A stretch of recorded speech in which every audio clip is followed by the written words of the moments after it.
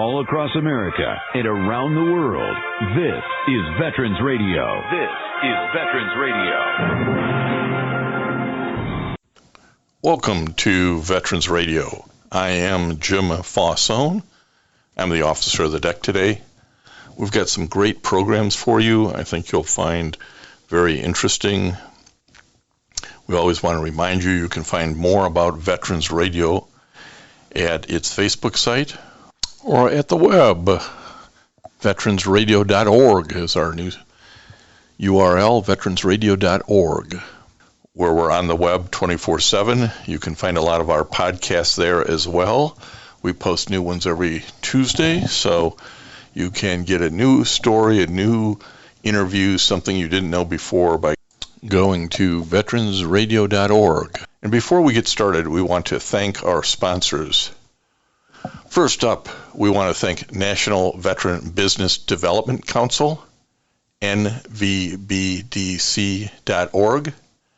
It was established to certify both service-disabled and veteran-owned businesses. You'll find out how they can help your business by going to nvbdc.org.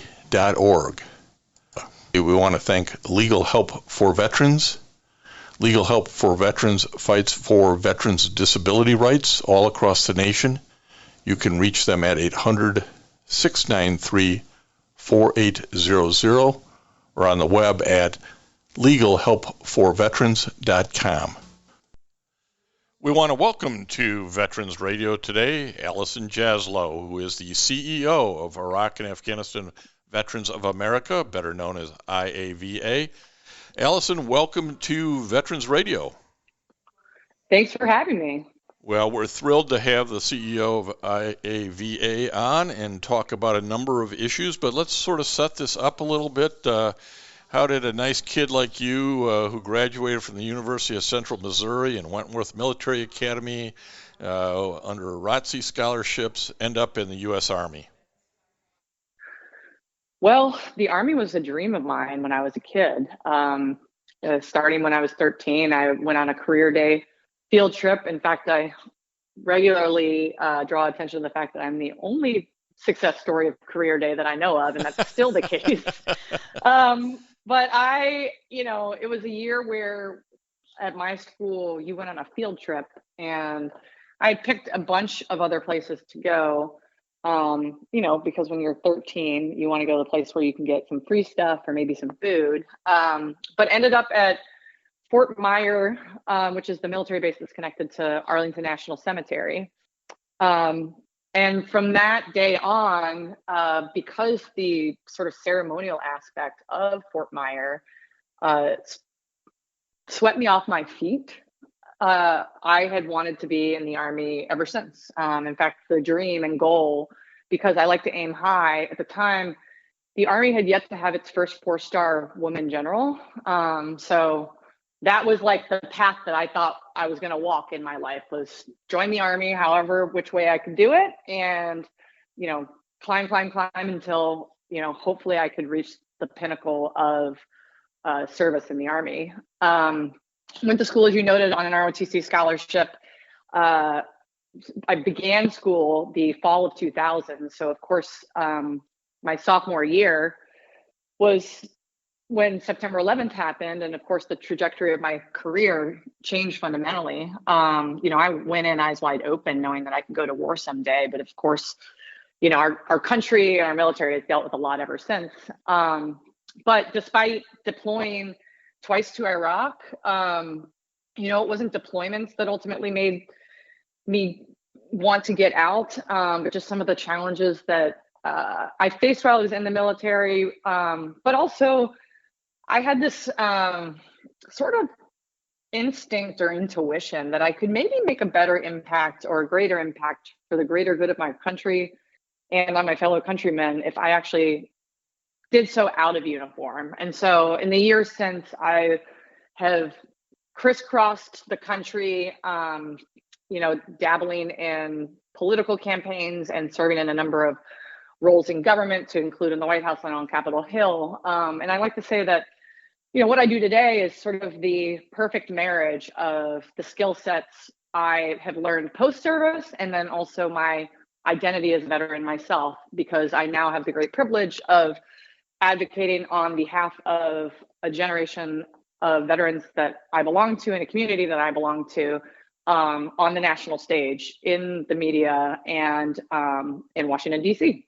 Yeah, you really do have a great blend of talent and experience for that. The work that was done on the staff of several members of Congress and then in the White House communications area sort of helps set all of that up so that you can, walk the halls and talk to folks and know how they think and how they react to certain challenges that they face. But before we get a little deeper here, I want to talk to folks about what your experiences in Iraq were about, and you exited, I don't know the years, I guess I didn't track the years down, but you were in from when to when, and I know your terminal rank was as a captain in the Army.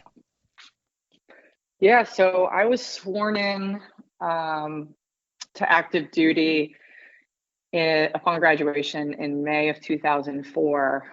Went to my officer basic course in June of 2004, graduated in September, and by the day after Thanksgiving of that year was on a plane to Kuwait before heading north into Iraq. I served just under a year during that deployment. I was actually attached to a reserve unit from your neck of the woods. It was a reserve unit that drew from across the Midwest, but was based in Bay City, Michigan.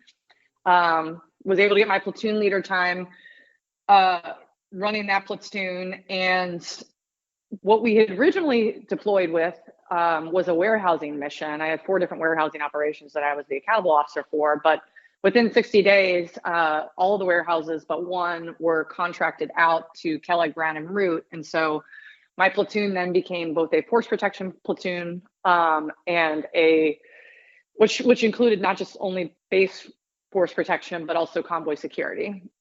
And so my platoon, myself included, did convoys up and down Iraq and provided basically the convoy security element in between, whether it was, regular petroleum tankers or flatbed trucks, you name it.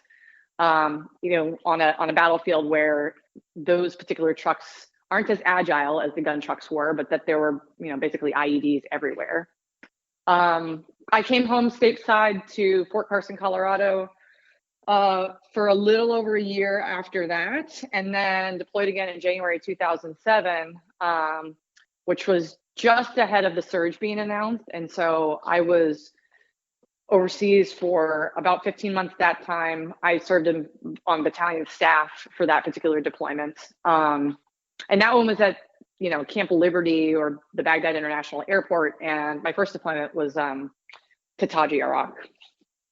Well, one of the things you learned in that first deployment is that responsibilities shift and change, and you just roll with whatever the next assignment is. And that's certainly been the case in your post-military career. You've had a lot of interesting assignments. And now this most recent one here in 2023 as CEO of IAVA. Why don't you tell our listeners, and maybe there's some who are not familiar with what the work and the mission of IAVA is? So IAVA is the leading advocacy organization for the post 9/11 generation of veterans. In fact, we're commonly referred to as the leading voice of the post 9/11 generation of veterans. But essentially, we are storytellers that tell the story of our generation, whether that's our needs or also our successes. And oftentimes, doing that work best in class means we are telling that story and shaping that narrative in the media with the hopes of influencing public opinion, with the hopes of then influencing public policy action. IAVA, counts among its achievements the passage of the post 9/11 GI Bill, the Clay Hunt Suicide Prevention Act, which was named after one of our member advocates who died by suicide, and also laws passed very recently, like the PACT Act, which helps veterans get care for exposure to toxins, which is a variety of different toxins over a number of generations. But IAVA really did spark the conversation around burn pits exposure, which are unique to our particular generation. Well, certainly one of the aspects of IAVA is it's sort of a different veterans organization than maybe the traditional nationally chartered ones like VFW, VVA, which came out of a specific generation. Talk to us about how IAVA is intentionally a different type of organization.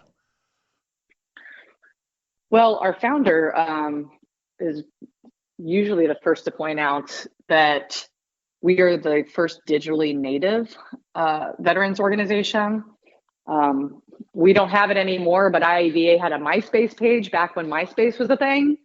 But our generation, first of all, we are much fewer in numbers, but we're not congregating necessarily in Legion halls. And so we are more connected online than anywhere else, whether it's in a Facebook page, whether it's, on a group text between battle buddies, or a group chat of some sort.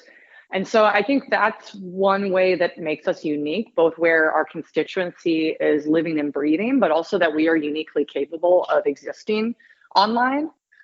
IAVA, I feel like has been a disruptor, especially in Washington, D.C., in a way that has been necessary. And I think this actually makes us similar to the VVA. We stand in solidarity with other generations of veterans, but we're there to make sure that our generation's needs don't get overlooked, which is, ever more important because we're much smaller in numbers. And I think, organizational posture aside, something that also makes us a unique voice is that we're the only major national veterans organization that represents exclusively volunteers.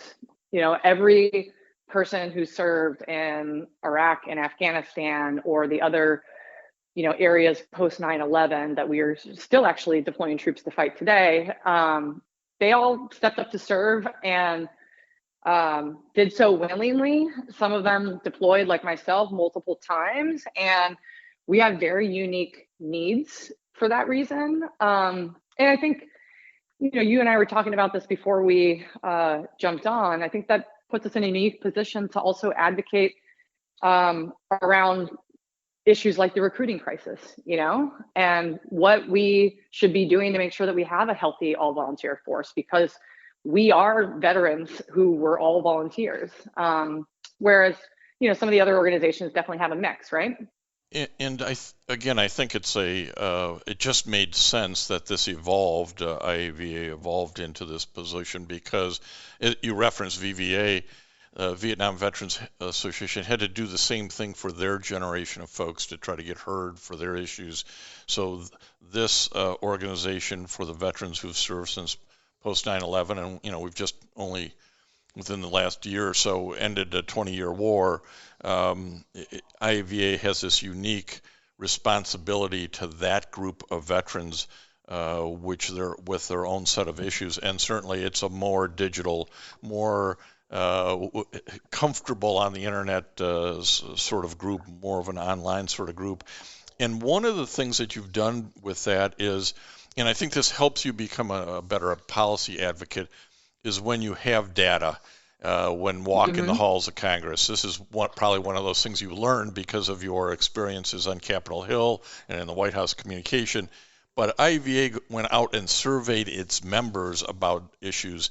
Can we talk about the 2023 IAVA member survey? Sure. I think over time, IAVA has done two things really well with our data, which is comprised of, over 425,000 members and supporters, and some of which are verified veterans. In other words, you haven't even just self-identified, but we have paperwork that says you are 100% a vet. So when you're responding to our surveys, we know for a fact we've seen your DD-214 or we've seen your VA card, et cetera. And we have been able to field the most comprehensive non-governmental survey of our generation. But we also do what I like to call flash polls. which is what we did over the summer to just gauge where our membership was on some of the issues of the day, which, you know, it's funny, people will like to pigeonhole us on just veterans issues, right? But veterans are like everybody. They have opinions about other issues of the day. And I think that we believe that it's important that the veteran voice is heard as a part of other conversations as well. You could say we are people too. Yeah. Yes, I know. I will tell you, a great deal of my advocacy is, I was actually at a conference last week where I highlighted this. I was like, we aren't this, like, you can't look at the veterans population and like put us over in this corner as though like, you know, all the vets are there. It's like we are both veterans and part of like a variety of other constituency groups, you know, and we are everywhere in terms of like geography, socioeconomic status, you know. Well, one of the things you did in your poll, and I think this was interesting because, you know, folks in the military say, hey, we're the last ones who want war. We are peacekeepers. We know the cost of war. We're not, you know, warmongers. And one of the questions you asked folks was about authorization of use of military force. I thought that was an interesting statistic. Talk to us about it. Well, actually, nothing unifies our membership more than a desire to see the 2001 and 2002 authorizations of military force either repealed or reformed. They've been open-ended since they were passed to authorize, you know, retaliation for 9/11 and then also to go into Iraq. And frankly, those open-ended authorizations have been exploited by administration after administration. And I think two things. You're right in the sense that members of the military, because they understand the consequences of wars more so than people who aren't emotionally connected to it, are perhaps more inclined to be more thoughtful and judicious when we even go to war. But more importantly,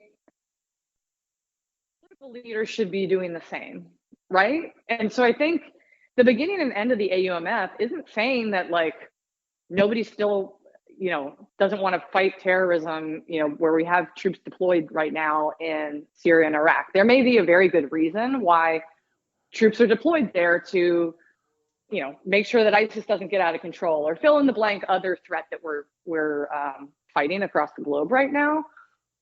But what we do owe those troops and what we do owe their families is to have a constant conversation about where they're going, under what terms, and what for what purpose.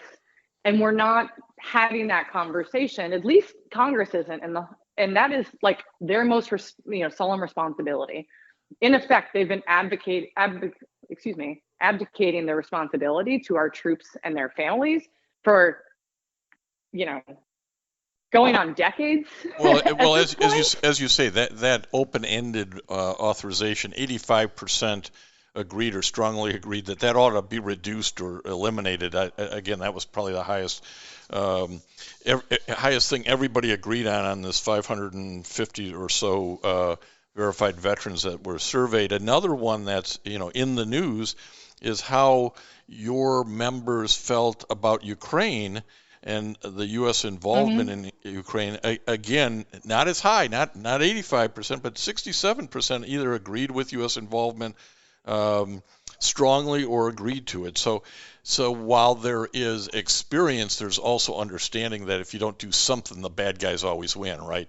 So that led me to your results on China, which is something I worry about. Talk to us how your members felt about the China situation. I mean, a majority of IAVA members, you know, over 50%, indicated that they are only partly confident in the ability of the U.S. to deal with threats from China. And 30% don't believe that we're prepared at all. So to your earlier point, even if vets and IAVA veterans specifically want sort of checks and balances on how and when we go to war and how we combat threats, and or want, you know, political leadership specifically to be thinking through how and when we go to war, they also want to make sure that we are protected for the threats of the future.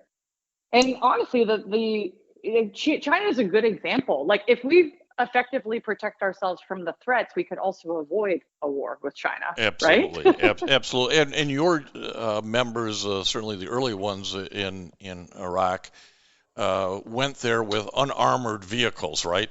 We weren't ready for it at all. And I know the slogan was "You fight the war with what the equipment you've got," but that just showed poor planning, poor thinking ahead.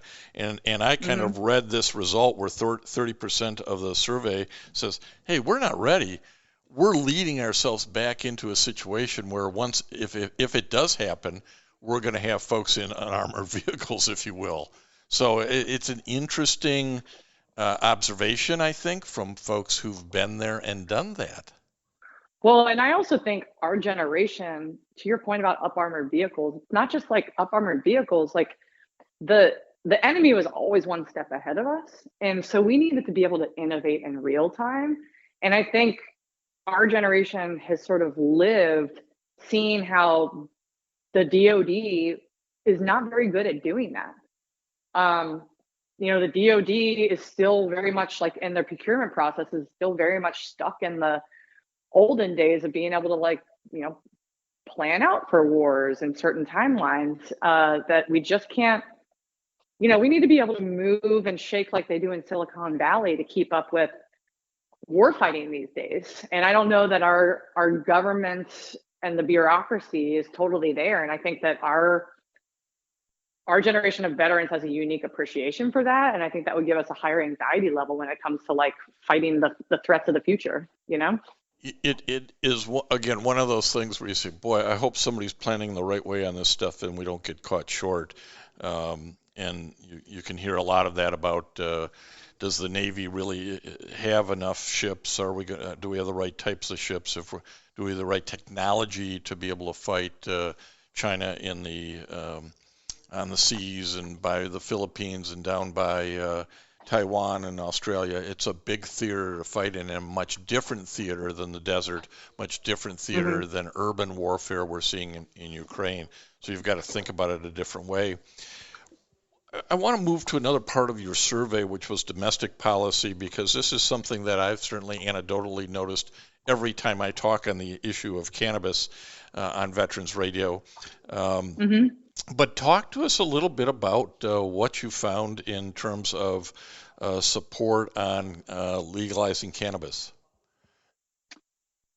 Well, I'd say from the jump that something that your listeners need to remember is our generation of veterans has lived through the opioid crisis. And so whether it's cannabis or other forms of alternative therapies, our generation is more eager to get access to alternative therapies than generations of the past. So that's the first thing.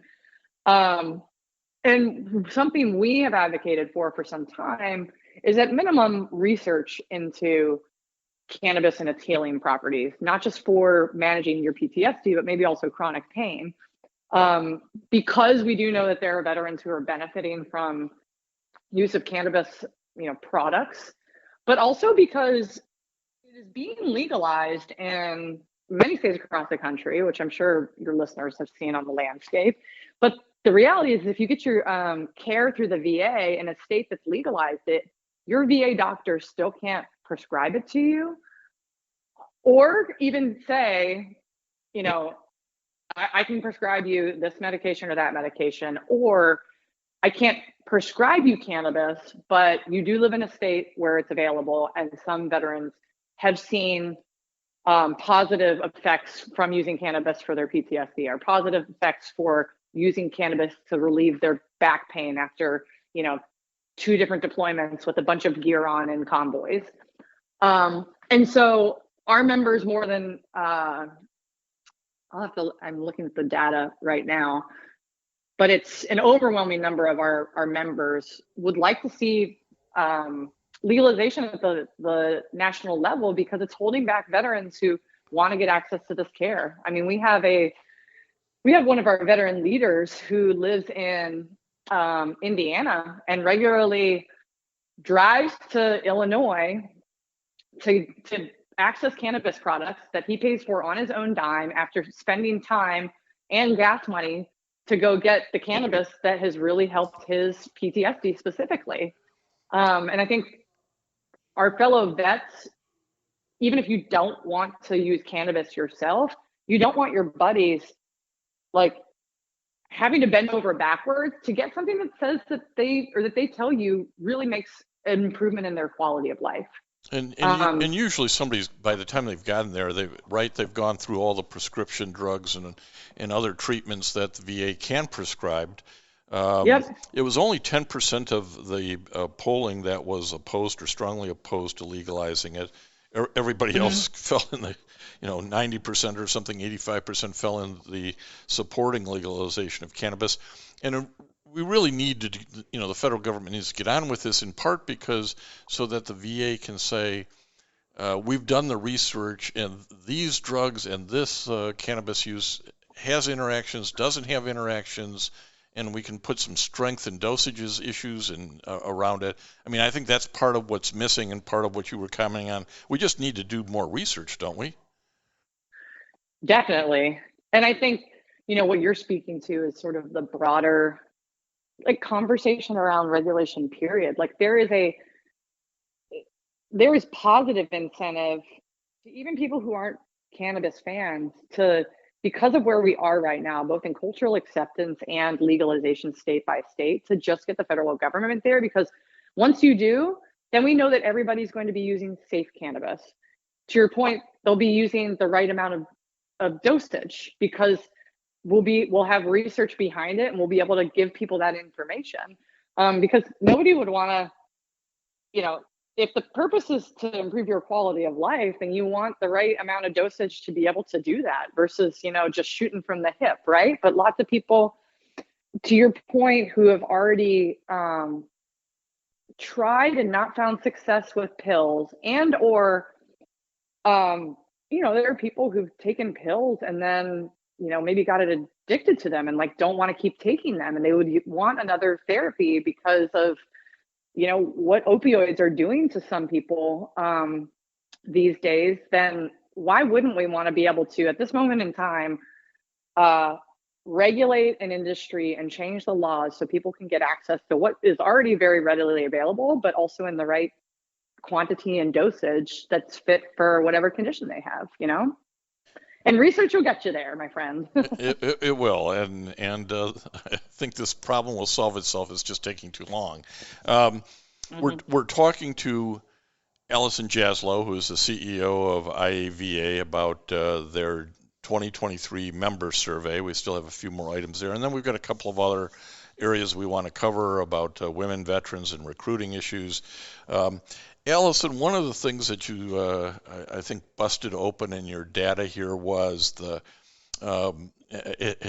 we were joking about it earlier, we're all people too. So not all veterans of the IAVA era, if you will, vote one way or the other way. They're not all woke and they're not all strict right-wing conservatives. I thought the statistics were particularly interesting because it helped demonstrate or prove what I think most of us knew anyway. It's not a monolithic block. So tell us what your results on elections got you. Yeah, I mean, what I like to say is the veteran vote is a jump ball. At least among IAVA members. I mean, we're about a third Democrat, a third Republican, and a third, not overly impressed with either party. So I think that also flies in the face, I think, of what a lot of people's assumptions would be about the veteran population. Yes. Again, our generation is unique. I like to say, I feel like, we're a combination largely of millennials and Gen Z. Of course, there are other people who served, or other veterans who've served post 9/11 who don't count themselves as a part of those generations. But, the median IAVA member is actually the same age as I am, it's 41. But I think most people of, our age and generation are more either small p progressive or libertarian than maybe you'd find in other generations. And so I think they're more than anything else looking for a candidate that can, I don't know, match their values and are probably open to somebody who's outside of the traditional box that we've been fed in the past. Well, but it'll be interesting to see specifically, and this is something that's important to me leading our organization, is like the candidates need to be speaking to us, or they will risk losing a very important because it's a reliable voting block. Well, in that regards, 88% or so said they will vote in the 2024 election without question. There you go. Right? So that's a high percentage of folks that, hey, I've done my job here serving. I'm going to make sure I vote on who's there. But it was, as you say, a jump ball on presidential candidates, and Democrats and Republicans sort of split right down, into thirds. And so I'm not, this far out, I'm not sure it tells us a whole lot. But it does tell us they're going to go out and vote. So, yes, I agree the candidates ought to be speaking with IAVA members and veterans in general, and not just lip service, which we get all too much of at election times, don't we? Yeah, and I think our generation specifically is kind of over it. A lot of my contemporaries, their entire adult lives have been shaped by elected leaders failing us. And so I think the hunger right now is for real, authentic leadership. I think not just among our generation of veterans, but I think we're hopefully getting to a tipping point where the American electorate is going to demand it too. I think people have talked like they really wanted it, but haven't necessarily voted that way. And then I think that this is an exciting time for our generation of veterans, because I think we're well positioned to step in and be those leaders now. It's taken some time for, whether it's in the private sector or the public sector, for many of us to actually build up a resume, to be quote unquote qualified or worthy of elected office at this point. But I think we're really hitting a moment when it comes to some of the best among us being in positions to lead us forward, and that actually gives me hope these days. No, that's good. That's a good point. We're talking to Allison Jaslow, who's the CEO of IAVA and an Army captain, served a couple of times over in Iraq, and certainly at a time when women veterans weren't always treated the same, or women military members, service members weren't always treated the same as their male counterparts. So being in this position of leadership at IAVA, I think, helps communicate the value and that there are women veterans out there.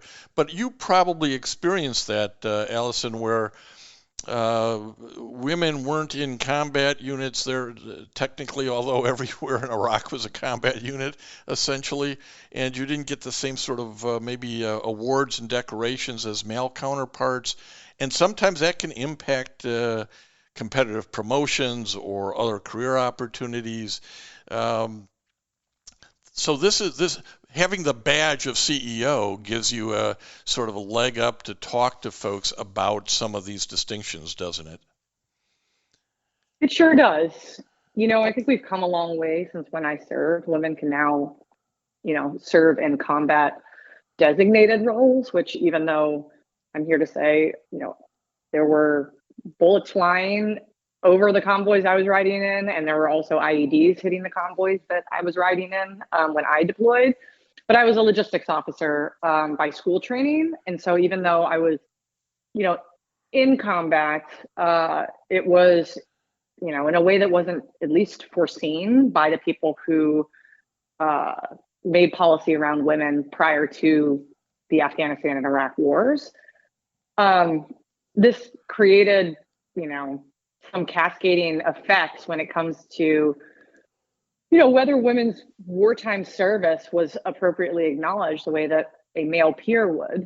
I think there are many women whose service, and especially some women who really served with distinction and valor in combat, did get acknowledged, but many women who got overlooked and maybe weren't given the awards or recognition that a man who was running the same platoon or the same company would otherwise have gotten. But hopefully times have changed, and I think it is important that we continue to lean into this conversation, in part because it does come down to not just policy change, but leadership as well. And, step one is getting more women into combat designated roles, but also into combatant leadership posts as well, which you're seeing a few women,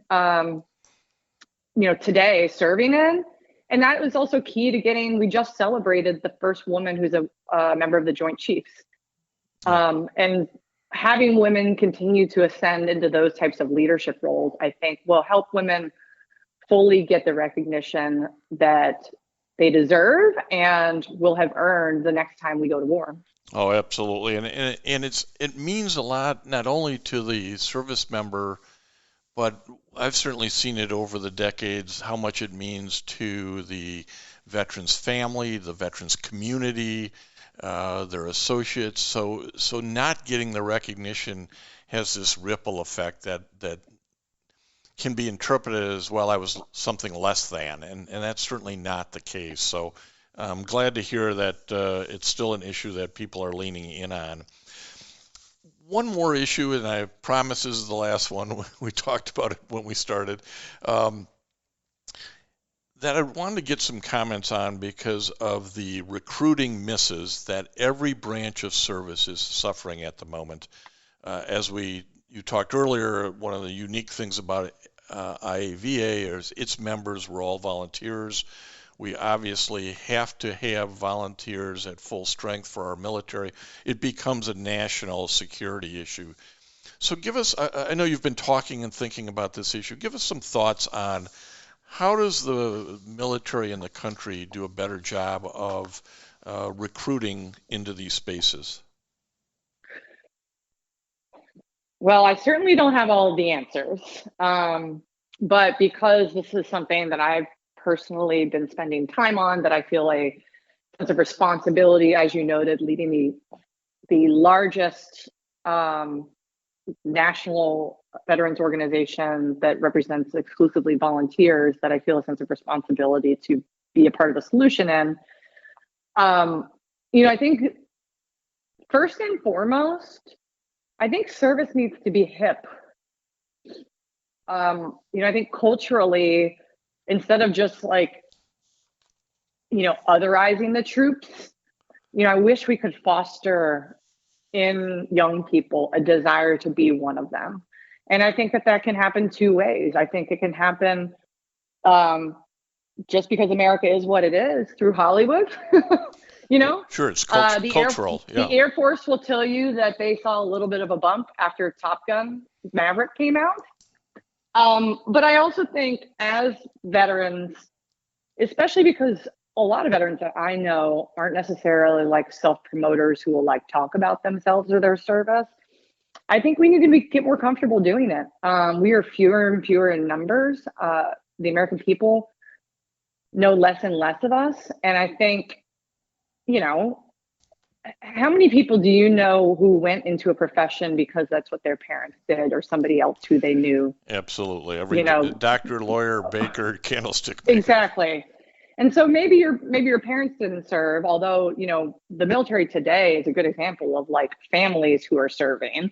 It's sons and daughters, brothers and sisters are making up a disproportionate amount of the military, even with this few people serving these days.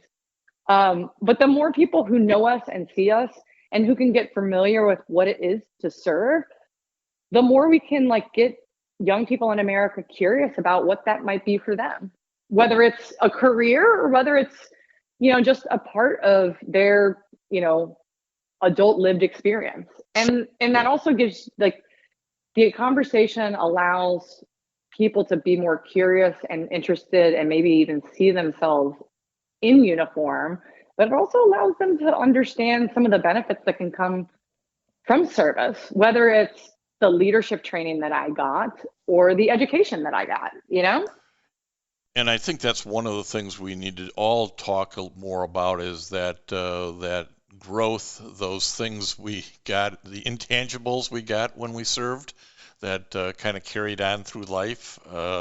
Maybe it's showing up on time and realizing you're going to have to work hard and not everything's going to be 100% fair. But those are all life skills, right, that you have to learn to keep moving forward. And you can learn them in the military, and you can serve a higher purpose in the military. If it's something that if you love your freedoms, somebody's got to protect those freedoms. And I don't know that we do a great job of expressing those ideas.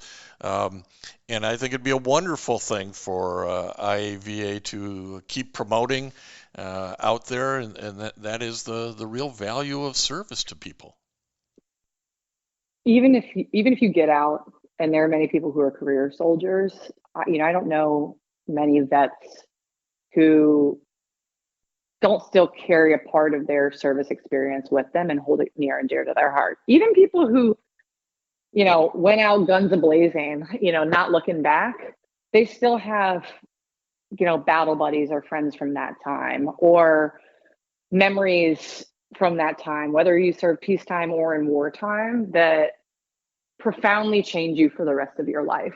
And I think anybody who wants to serve should consider it. And I think veterans should be encouraging young people to consider service, but also non-veterans. I hate hearing stories about parents who sometimes think that their kids are too good for serving in uniform. I don't know where that mentality comes from, but parents, even if you come from a very privileged background, if you have a kid who says, I feel like I'm being called to enlist in the Marines, you should support them doing that. It is very inspiring, especially to see children from privileged backgrounds to want to roll up their sleeves and serve something greater than themselves, and think themselves no better than the other enlisted Marines, Oh, absolutely. And you'll get if you do that, if you join up, you're going to meet people from all across the country, all kinds of different approaches and experiences in life, and that will make you a richer person as a result. And could you imagine what our country would be like today if more people were stepping up to serve a common cause and meeting people from different backgrounds? I feel like some of the problems we're facing in our country today could be ameliorated if more people served together, whether it's in military service or in other ways, towards a common mission and a common goal that work to make this country a better place than it was yesterday. Absolutely. It would create a commonality, not build barriers in between folks. Well, we certainly appreciate the extra time that Allison Jaslow, CEO of IAVA, gave us. Your mission that you're supporting is really important, and we are glad to be able to broadcast it out a little further and help bring folks to you. You got an easy website to for folks to find you. Why don't you give them that if they want to know more about it? IAVA. Sure, you can visit us at IAVA.org. We are a nonprofit that grinds away advocating on our generation of veterans.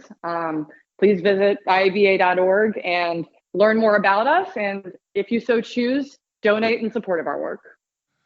Allison, thank you for your time today. Thank you for having me, Jim. And I want to thank everybody for listening to Veterans Radio today. I am Jim Fausone. It's been a pleasure to be your host. I'm a veterans disability lawyer at Legal Help for Veterans, and you can reach us at 800-693-4800 or legalhelpforveterans.com on the web.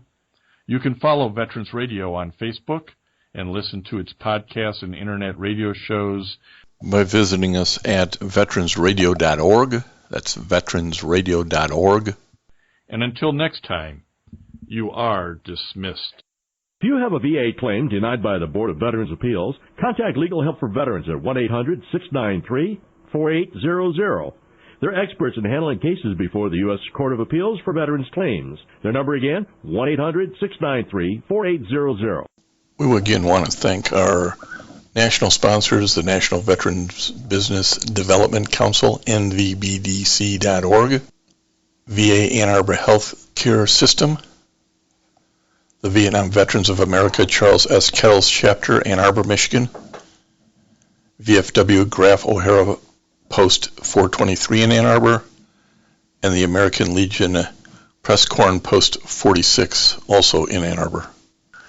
We appreciate all your support. You can go to veteransradio.net, click on the sponsor level, and continue to support keeping Veterans Radio on the air.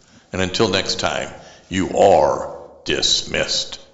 Hey guys, it is Ryan. I'm not sure if you know this about me, but I'm a bit of a fun fanatic when I can. I like to work, but I like fun too. It's a thing. And now the truth is out there. I can tell you about my favorite place to have fun. Chumba Casino. They have hundreds of social casino style games to choose from with new games released each week. You can play for free anytime, anywhere. And each day brings a new chance to collect daily bonuses. So join me in the fun. Sign up now at ChumbaCasino.com. No purchase necessary. VGW Group. Void where prohibited by law. See terms and conditions. 18+.